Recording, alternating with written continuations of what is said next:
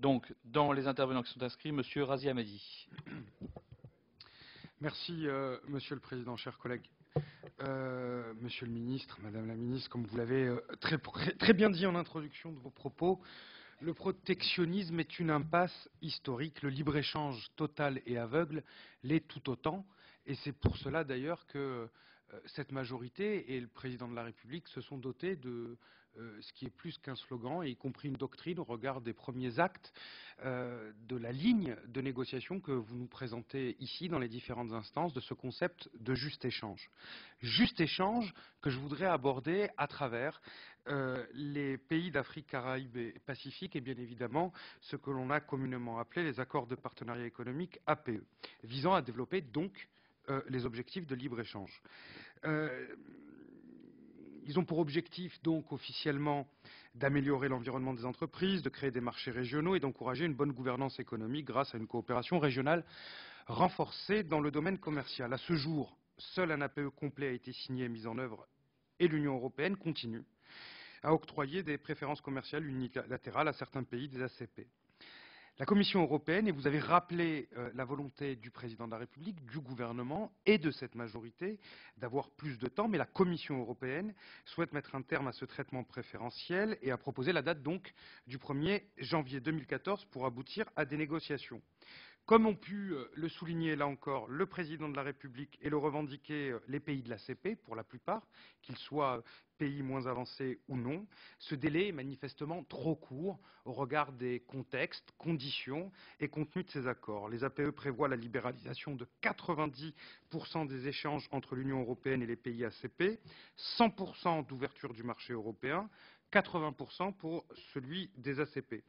Ces ACP pourront par conséquent protéger 20% de leur marché en désignant des produits sensibles, ce qui soulève de grandes discussions sur les secteurs à protéger, compte tenu de la faible marge de manœuvre que laisse ce chiffre.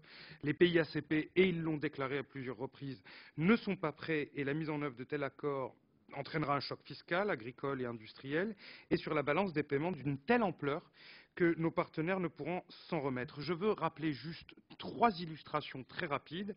La première, c'est qu'il est difficile de défendre l'accroissement des échanges zone ACP, Union européenne, tout en défendant l'intégration de marchés régionaux lorsqu'on voit les 20 années précédentes et la manière dont cela s'est déroulé, notamment avec le rétrécissement de la part de marché au sein de l'Union européenne des pays ACP, qui en 20 ans est passé de 7 à 3%, ou bien encore l'exemple très connu des tomates du Ghana, pour ne citer que cette partie nord, où nous avons vu que les importations de tomates, donc qui constituaient une culture vivrière importante pour le nord du Ghana, sont passées de 3 600 tonnes à 24 000 tonnes en moins de 15 ans dans les années 80 et 90, malgré un accord sectoriel par produit.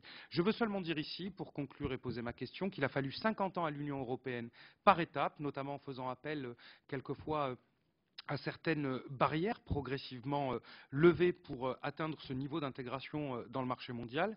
Comment pouvons-nous le demander dans les mêmes conditions en quelques années aux pays de l'ACP? Quelles sont aujourd'hui les orientations défendues en plus du report de la date de ce 1er janvier 2014? Comment se passent actuellement les négociations? Nous voyons au regard de l'actualité brûlante de ce qui se passe en Afrique subsaharienne, de cet enjeu de la coopération économique, du co-développement, de l'intégration des marchés régionaux qui doivent être préférés, soutenus en comparaison à une ouverture libre-échangiste, aveugle et totale, comme ont pu le préconiser par le passé, avant en tout cas la remise en équilibre de la négociation, je l'espère, par ce gouvernement dans le cadre des APE. Merci. Merci, Monsieur Hamadi.